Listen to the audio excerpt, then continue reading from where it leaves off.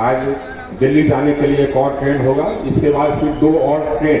एक ट्रेन का तो हमारा राशि का हम लोग बढ़वाएंगे, अभी 1 दिन है हफ्ता में, उसको हफ्ता में 3 दिन करवाएंगे। ये रेल मंत्री ने हमारी मांग ली है।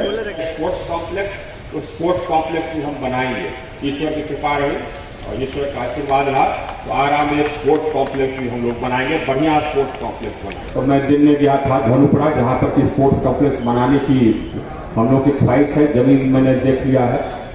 उसके बाद हमारा हसरत है कि आरा नहीं जहाँ जहाँ जमीन है, क्योंकि हम देखते हैं यहाँ पर जितने हमारे नौजवान हैं दौड़ते नजर आते हैं, चाहे शाम हो या सवेरे हो, रोड के बगल में गंदगी में भी दौड़ते नजर आते हैं। तो जहाँ जहाँ जमीन होगा, जहाँ जहाँ लोग आकर के, सबसे मेरा आह्वान है, जहाँ आपको जमीन है, जहाँ पर कि हम प्ले ग्राउंड बना सकते हैं, दौड़ने का ट्रैक बना सकते हैं, ला करके हमको दीजिए। ये हर पंचायत से मेरा आह्वान है।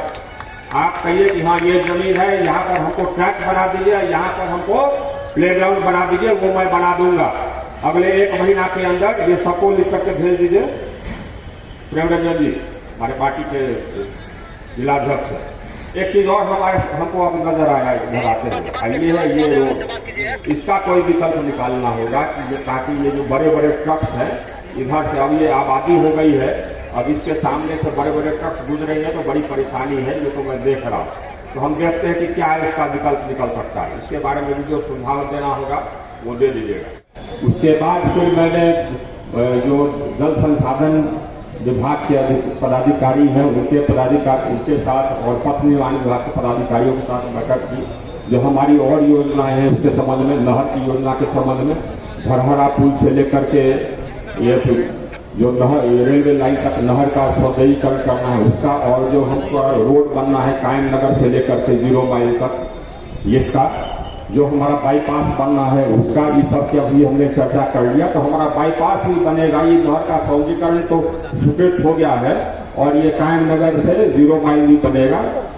कुल मिला करके हमारा जो रिंग रोड भी है वो भी रिंग रोड भी बनेगा। धीरे धीरे आरा का कायाकल्प होगा, ये आरा का कायाकल्प करवाना है, यही हम लोग का मकसद। ये तो हुआ आरा का कायाकल्प, और भी शहर है। अभी हम बैठे हुए थे तो हमारे पार्टी के जो पूर्व जिलाध्यक्ष हैं मिथिलेश जी, वो हमको याद दिला रहे थे कि बिहिया का भी स्टेशन का विकास करवाना है। तो बिहिया के साथ एक बार हम लोग चलेंगे बिहिया, वहाँ पर स्टेशन को देख लेंगे कि वहाँ पर क्या विकास कराने की जरूरत है। बिहिया के लोगों की एक और मांग है जो कि बहुत ही आवश्यक है, उसके बारे में मैं रेल मंत्रालय से बात करूँगा। DRM साहब आप उसकी जाँच भी करा लीजिए। बिहिया में एक ओवरब्रिज बना, वो ओवरब्रिज भी हमारे पहल पर बना, हमारे गाँव पर बना, लेकिन उससे क्या हुआ कि बिहिया शहर 2 भागों में बट गया है, क्योंकि वो ओवरब्रिज से ठेला सब नहीं जा सकता, और वो बिहिया एक मंडी है तो ठेला का आवागमन बहुत ही आवश्यक है। तो एक अंडरपास बनाने की आवश्यकता होगी, या तो वहाँ बने या अगल बगल कहीं बन जाए, तब जाके बिहिया वासियों को कल्याण होगा। नहर का जो लाइनिंग है, नहर का जो पक्कीकरण है, ये मुख्यमंत्री से मैंने 1-2 बार चर्चा की है और फिर मैं चर्चा करूँगा। वहाँ जल संसाधन मंत्रालय से मेरी चर्चा हो गई है। जल संसाधन मंत्री हैं गजेंद्र सिंह जी शेखावत, वो राजस्थान के हैं, तो उनसे मैंने निवेदन किया है, तो वो भी राशि दे देंगे। उन्होंने कहा कि उनके पास जो राशि है वो हमारे नहर के पक्कीकरण की उपलब्ध करा देंगे।